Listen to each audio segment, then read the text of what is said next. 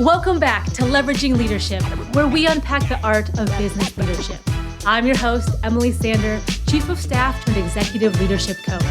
This show is all about finding your points of greatest influence and leveraging them to better serve those around you. A clear, effective job description helps make the hiring process a lot smoother and helps make sure that you get the best candidates. A lot of chiefs of staff, especially if they're in smaller to mid-sized companies, are on point for various parts of the recruiting and hiring cycle, but sometimes specifically for creating that job description. So this episode is going to be focused on that portion for now. I get loads of questions on this, and I tell people, I feel you, I hear you, I've been there, because when I was chief of staff, there was one point where I had 12 open recs, and I was on point for all of them.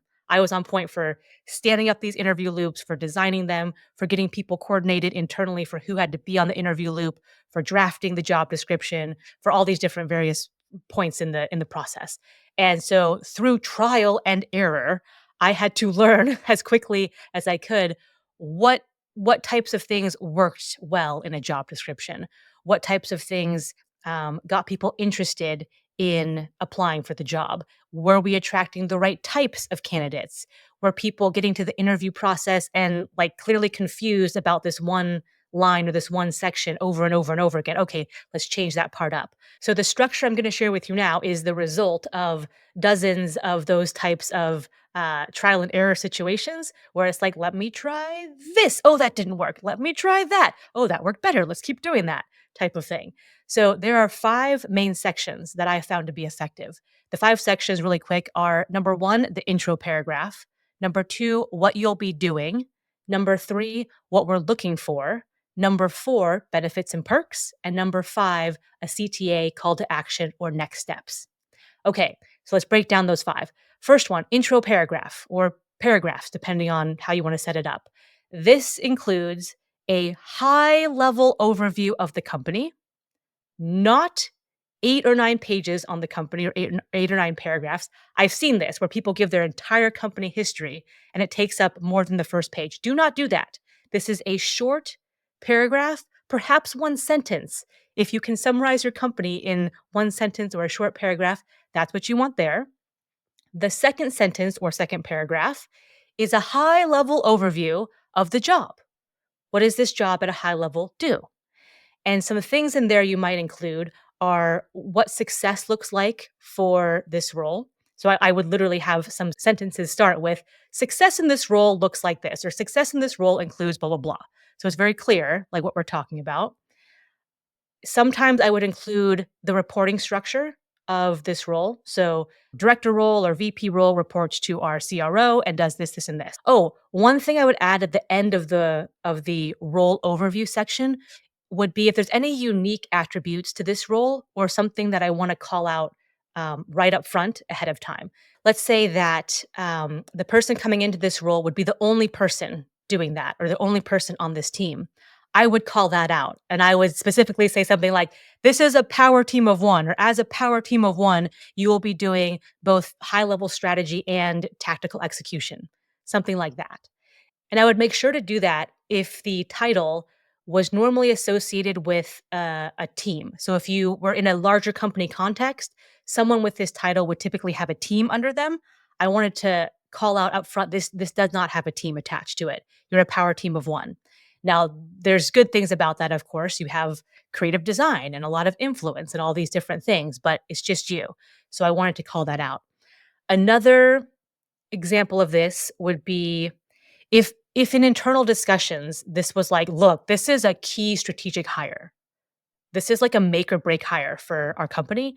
I would put something to that effect in the job description, in the external job description. So like, this is a key role for our company.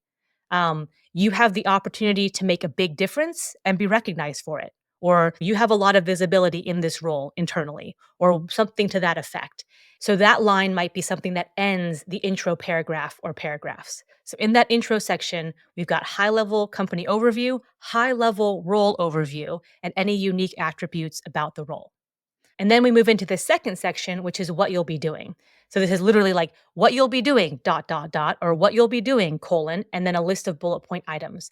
I use the phrase what you'll be doing, one, because through like hundreds and hundreds and possibly thousands of interviews at this point, some form of the question, so what does it mean when I'm in this role? If I actually get into this role, like what am I actually going to be doing? That question comes up, which is totally legitimate and valid. And so I try to just tee up what you'll be doing and paint that picture for them. So in the next set of 5 to 7, maybe 10 to 15 bullet points, paint that picture for them. What does their week to week, month to month, whatever interval makes sense, look like for them?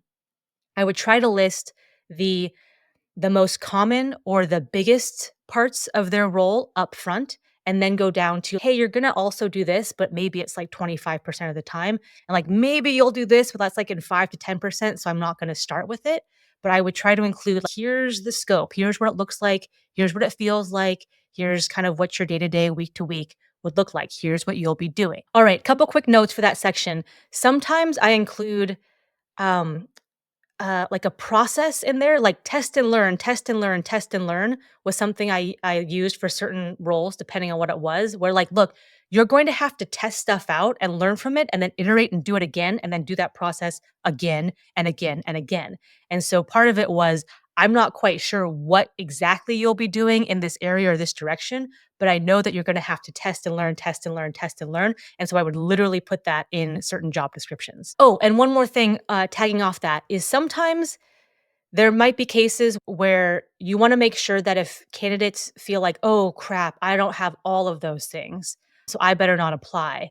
And we would still want them to apply, that you put something explicitly in there that says, we will teach you how to do X, Y, or Z. Sometimes there's roles where you just want to call that out because a lot of candidates will disqualify themselves if they don't have every single thing on there.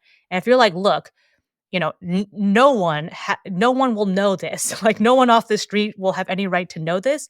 We will teach this to you. Now, we need you to have these types of things, and we need you to have this type of attitude. But if you get in here with all that, we will happily teach you this, like, very esoteric, industry specific, company specific, niche specific thing. So that's something else that I would call out in one of those bullet points. All right, next section here, what we're looking for. This is just a nicer sounding title than like qualifications. So it's the qualification section or requirement section, but I just said what we're looking for. And sometimes I've seen this listed as ideal candidate, something like that, which is just a little softer, a little less clinical than some of the other things I've seen. But you are in essence listing the bullet points of here's the requirements we have, here's the preferred things or nice to haves, and you list all of the things that you need, hard skills or different experience levels, different education levels, et cetera, et cetera. I will say that on some job postings, I had 0 education requirements listed. Like, I didn't care. I honestly didn't care. I wanted the traits of someone, and I would list those, and those were most important to me for a specific role. Other roles, I would have like you need a CPA and a CFA, or you need this certain degree, or you need this amount of experience, and I will put like required in bold and all caps. So it just depends on what you're looking for, but be clear about that. And also do like a spot check on yourself or between you and the hiring manager of, if we put this here, that's totally fine. Just know that we're going to lose some candidates. And if we want to have as open a range as possible, then we might consider leaving this education requirement off. Do you really need someone with a bachelor's degree, let's say, in this role? If you had someone who had everything else and had the intangibles, would you be okay? If the answer is no, then put the BA requirement on there. If the answer is yes, then consider taking it off and seeing what happens. I'm a big advocate of listing the intangibles on here, like can do attitude or proactive or team player or a go getter or whatever, because people can see themselves in that and they can also opt out. They can self opt out. If it's like, oh, they're looking for someone like that. I know that I'm not really like that. I'd work better on a different type of team and a different type of role. They can self select out. But if you're like, I need someone who just goes, like, I need you to go further than you think is appropriate, push the envelope, try something, fail, ask for forgiveness, and then try again. If I need that, then I want to put that in the job description to attract those types of people. And I almost want that to be divisive, where like people can clearly see what I'm after and they can self opt out to save them the time and save us the time of going through resumes and interviewing people. But the intangible skills, I would list at least a couple in every job description I had. All right, fourth section here is benefits and perks. And this is a pretty standard section. So that's like benefits, 401k, unlimited PTO, flexible work schedule, things like that. And I remember some of the hiring managers I was working with were like, "Emily," at this one location, "Emily, put that we have some really good restaurants in walking distance." And I was like, "Actually, you do. Like in that office, like you are right near like a whole strip of restaurants that are really good and people would often go out, pop out for lunch, grab something and pop back in. So like that's a perk for that location." So she was like, "Make sure you put that in." All right, final and fifth section. This is the CTA call to action next steps. Here is a tip and trick that has saved me countless hours and has worked really well for me. I would include a sentence or question or prompt at the very end, at the very bottom of the job description for them to do something specific, such as include this word in the subject line when you send in your resume to this email address, or tell me your favorite flavor of ice cream. So something at the very bottom.